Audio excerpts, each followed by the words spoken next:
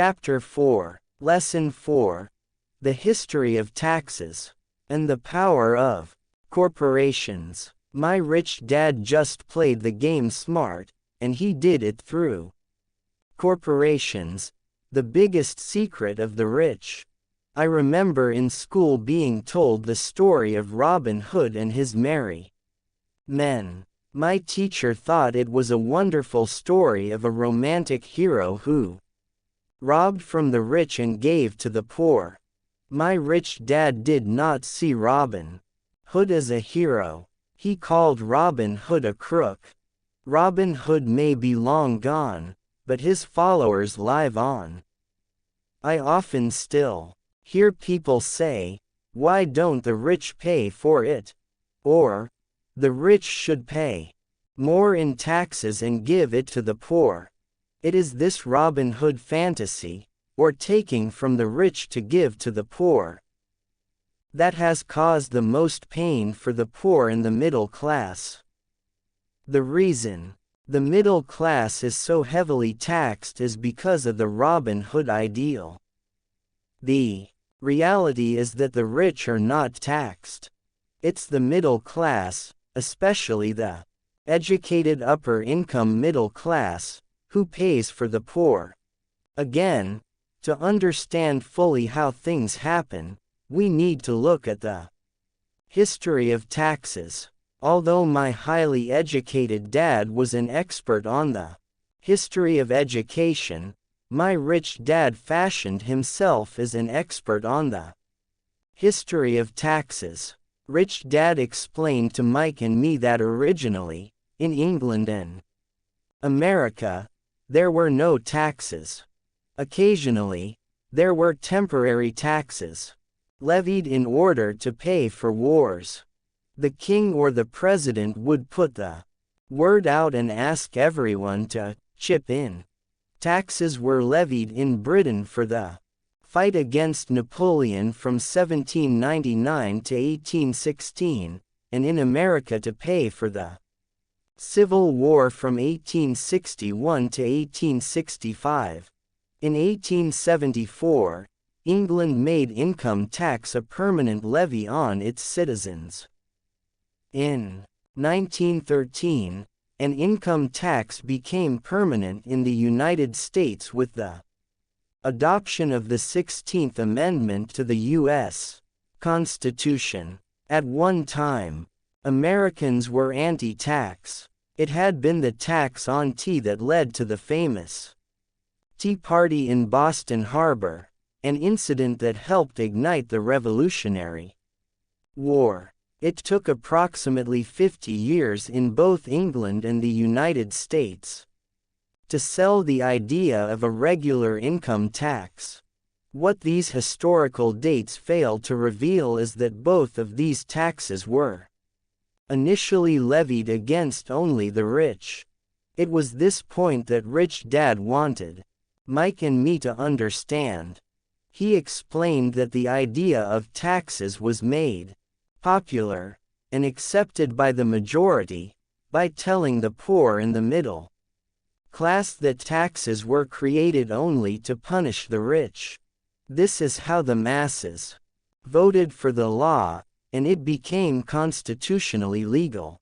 Although it was intended to punish the rich, in reality it wound up punishing the very people who voted for it, the poor and middle class.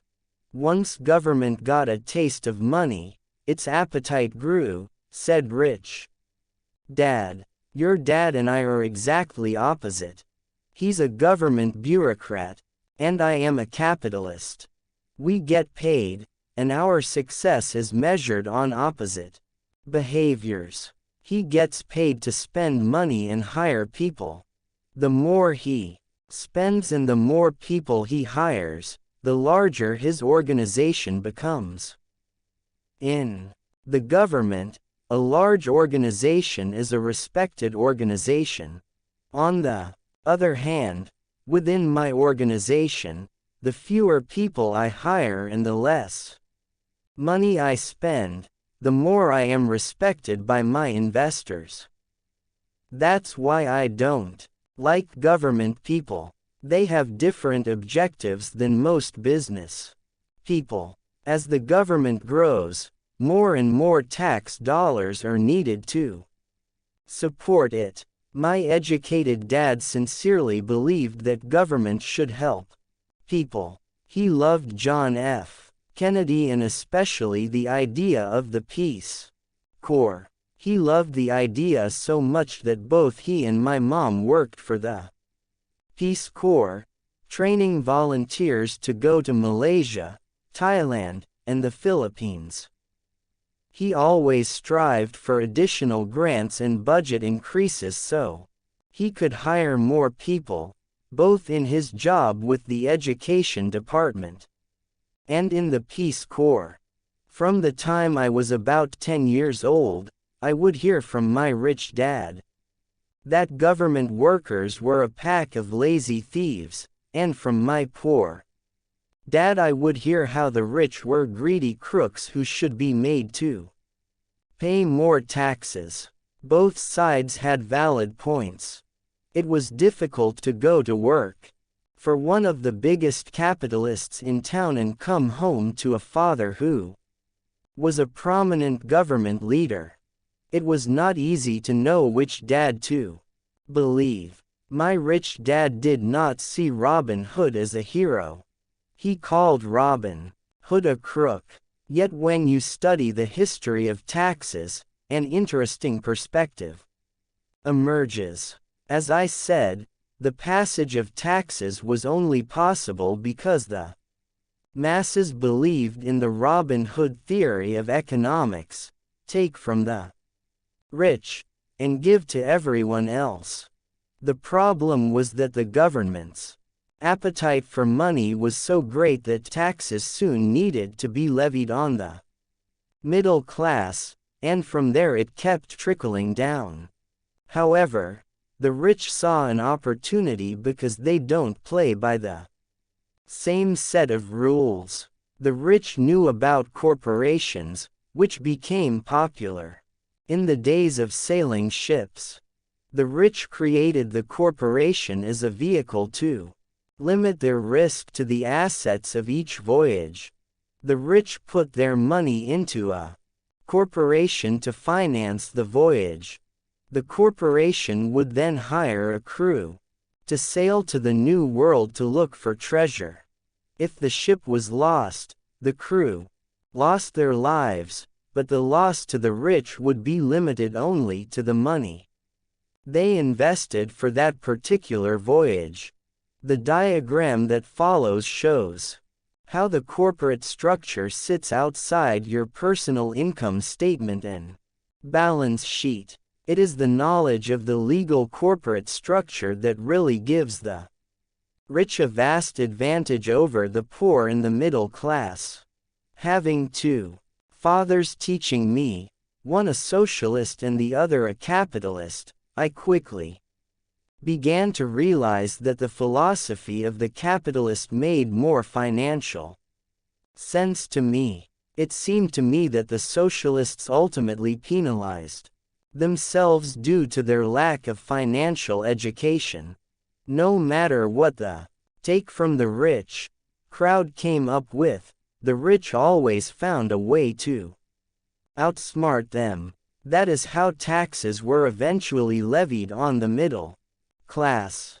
The rich outsmarted the intellectuals solely because they understood the power of money, a subject not taught in schools. How did the rich outsmart the intellectuals? Once the take from the rich tax was passed, cash started flowing into government coffers. Initially, people were happy. Money was handed out to government workers and the rich. It went to government workers in the form of jobs and pensions, and it went to the rich via their factories receiving government contracts. The government received a large pool of money, but the problem was the fiscal management of that money. The government ideal is to avoid having excess money. If you fail to spend your allotted funds, you risk losing it in the next budget. You would certainly not be recognized for being efficient. Business people, on the other hand, are rewarded for having excess money and are applauded for their efficiency. As this cycle of growing government spending continued, the demand for money increased, and the tax the rich idea was adjusted to include lower income levels, down to the very people who voted it in, the poor and the middle class. True capitalists used their financial knowledge to simply find an escape. They headed back to the protection of a corporation. But what many people who have never formed a corporation don't know is that a corporation is not really a thing. A corporation is merely a file folder with some legal documents in it, sitting in some attorney's office and registered with a state government agency. It's not a big building or a factory or a group of people. A corporation is merely a legal document that creates a legal body without a soul. Using it, the wealth of the rich was once again protected. It was popular because the income tax rate of a corporation is less than the individual income tax rates. In addition, certain expenses could be paid by a corporation with pre-tax dollars. This war between the haves and have-nots has raged for hundreds of years.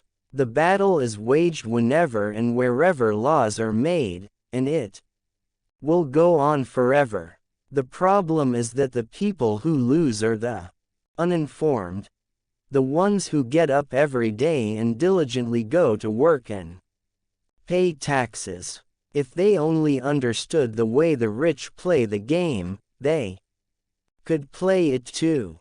Then they would be on their way to their own financial independence. This is why I cringe every time I hear a parent advise their children to go to school so they can find a safe, secure job. An employee with a safe, secure job, without financial aptitude, has no escape. Average Americans today work 4 to 5 months for the government, just to cover their taxes. In my opinion, that is simply too long. The harder you work, the more you pay the government. That is why I believe that the idea of take from the rich backfired on the very people who voted it in. Every time people try to punish the rich don't simply comply. They react. They have the money, power, and intent to change things. They don't just sit there and voluntarily pay more taxes. Instead, they search for ways to minimize their tax burden. They hire smart attorneys and accountants, and persuade politicians to change laws or create legal loopholes. They use their resources to effect change.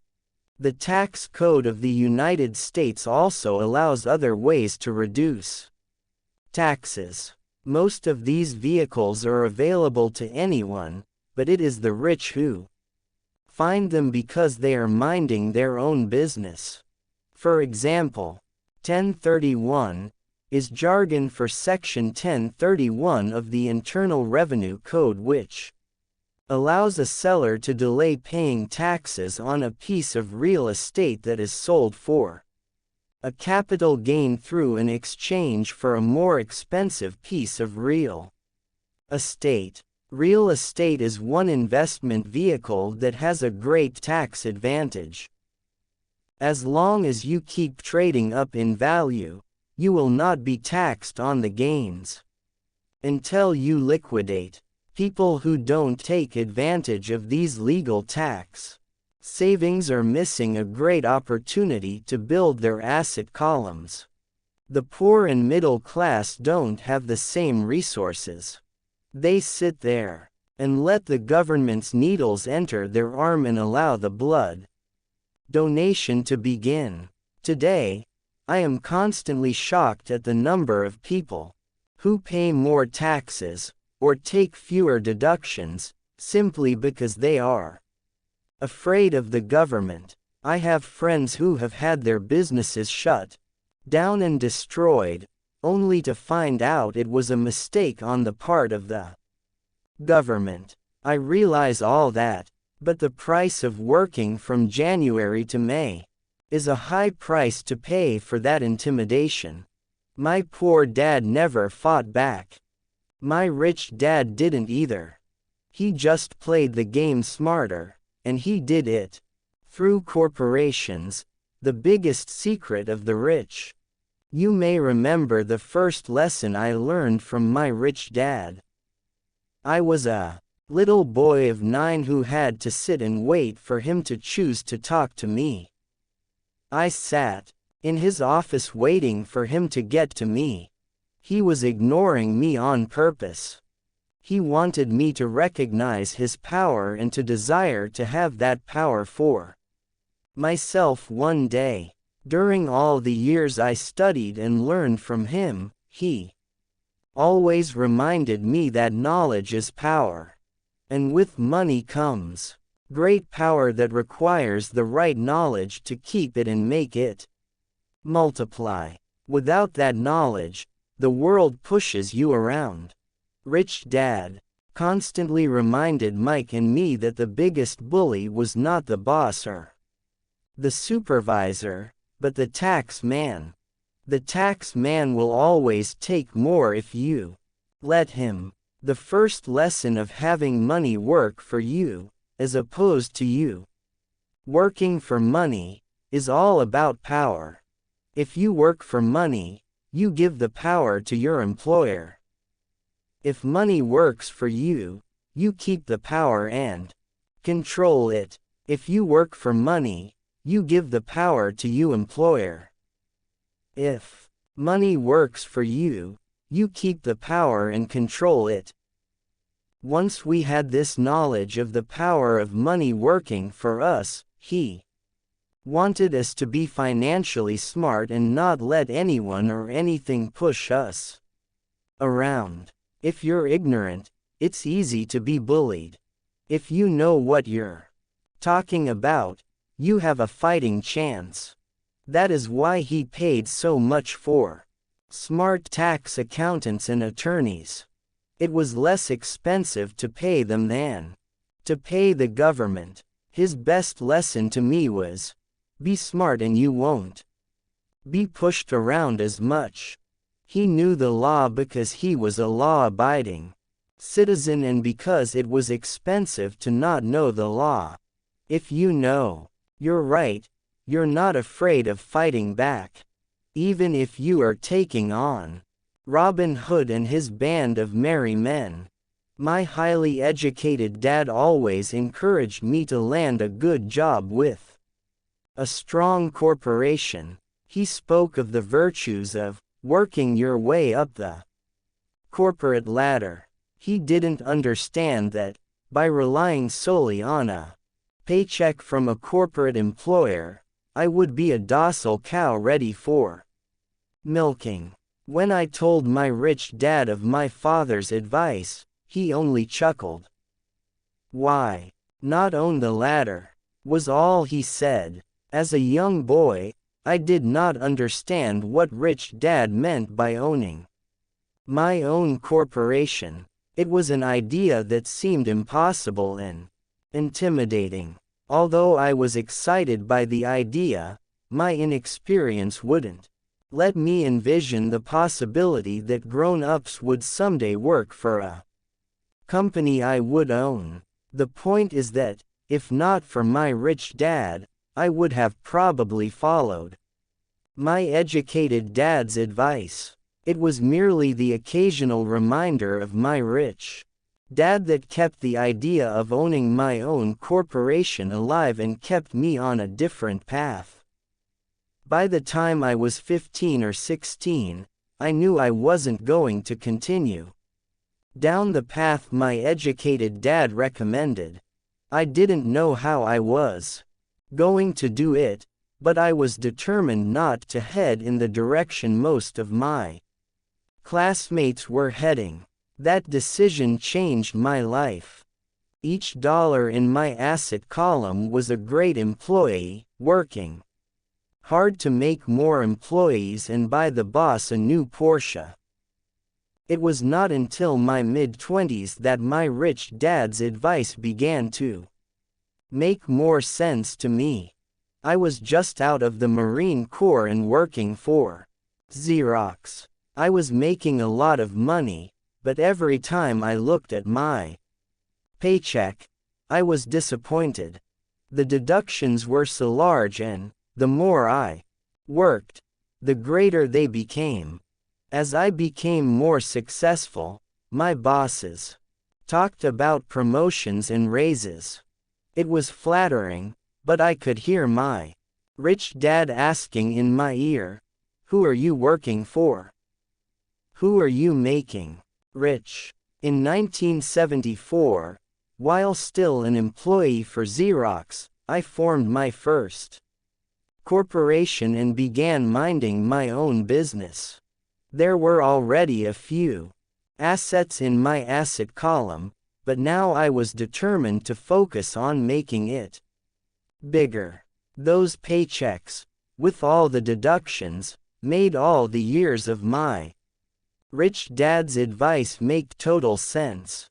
I could see the future if I followed my educated dad's advice. Many employers feel that advising their workers to mind their own business is bad for business. But for me, focusing on my own business and developing assets made me a better employee because I now had a purpose. I came in early and worked diligently, amassing as much money as possible, so I could invest in real estate. Hawaii was just set to boom, and there were fortunes to be made. The more I realized that we were in the beginning stages of a boom, the more Xerox machines I sold. The more I sold, the more money I made and, of course, the more deductions came out of my paycheck. It was inspiring. I wanted out of the employee trap so badly that I worked even harder so I could invest more. By 1978, I was consistently one of the top 5 salespeople at the company. I badly wanted out of the rat race. In less than 3 years, I was making more in my real estate holding corporation than I was making at Xerox. And the money I was making in my asset column in my own corporation was money working for me, not me pounding on doors selling copiers.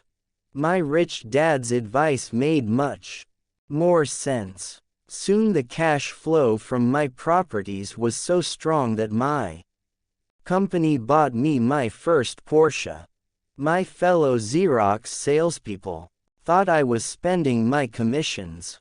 I wasn't. I was investing my commissions in assets. My money was working hard to make more money. Each dollar in my asset column was a great employee, working hard to make more employees and buy the boss a new Porsche with before-tax dollars. I began to work harder for Xerox. The plan was working, and my Porsche was the proof. By using the lessons I learned from my rich dad, I was able to get out of the proverbial rat race at an early age. It was made possible because of the strong financial knowledge I had acquired through rich dad's lessons. Without this financial knowledge, which I call financial intelligence or financial IQ, my road to financial independence would have been much more difficult. I now teach others in the hope that I may share my knowledge with them. I remind people that financial IQ is made up of knowledge from 4 Broad areas of expertise. 1. Accounting. Accounting is financial literacy or the ability to read numbers. This is a vital skill if you want to build an empire. The more money you are responsible for, the more accuracy is required, or the house comes tumbling down. This is the left brain side, or the details. Financial literacy is the ability to read and understand financial statements, which allows you to identify the strengths and weaknesses of any business. 2. Investing. Investing is the science of money making money. This involves strategies and formulas which use the creative right brain side.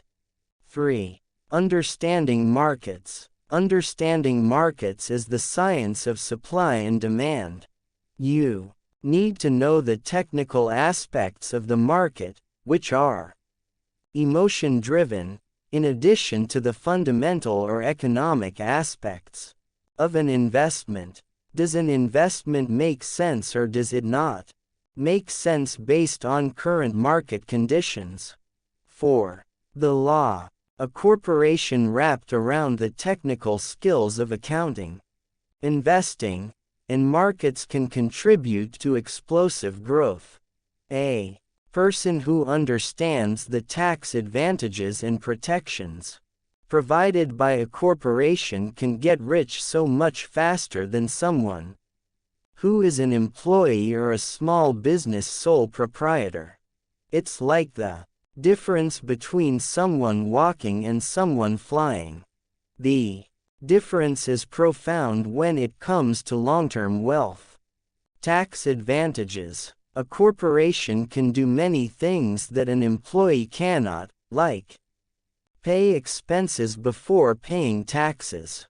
That is a whole area of expertise that is very exciting. Employees earn and get taxed, and they try to live on what is left. A corporation earns, spends everything it can, and is taxed on anything that is left. It's one of the biggest legal tax loopholes that the rich use. They're easy to set up and are not expensive if you own investments that are producing good cash flow. For example, by owning your own corporation, your vacations can be board meetings in Hawaii, car payments, insurance, repairs, and health club memberships, or company expenses. Most restaurant meals are partial expenses, and on.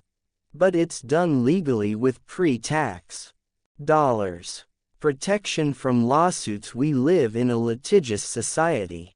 Everybody wants a piece of your action. The rich hide much of their wealth using vehicles such as corporations and trusts to protect their assets from creditors. When someone sues a wealthy individual, they are often met with layers of legal protection and often find that the wealthy person actually owns nothing. They control everything, but own nothing. The poor and middle class try to own everything and lose it to the government or to fellow citizens who like to sue the rich. They learned it from the Robin Hood story: take from the rich and give it to the poor. It is not the purpose of this book to go into the specifics of owning a corporation, but I will say that if you own any kind of legitimate assets, I would consider finding out more about the benefits and protection offered by a corporation as soon as possible. There are many books written on the subject that will detail the benefits and even walk you through the steps necessary to set up a corporation. Garrett Sutton's books on corporations provide wonderful insight into the power of personal corporations. Financial IQ is actually the synergy of many skills and talents. I would say it is the combination of the 4 technical skills listed above that make up basic financial intelligence. If you aspire to great wealth, it is the combination of these skills that will greatly amplify your financial intelligence. As part of your overall financial strategy, I recommend that you learn about the protection that legal entities can provide for businesses and assets.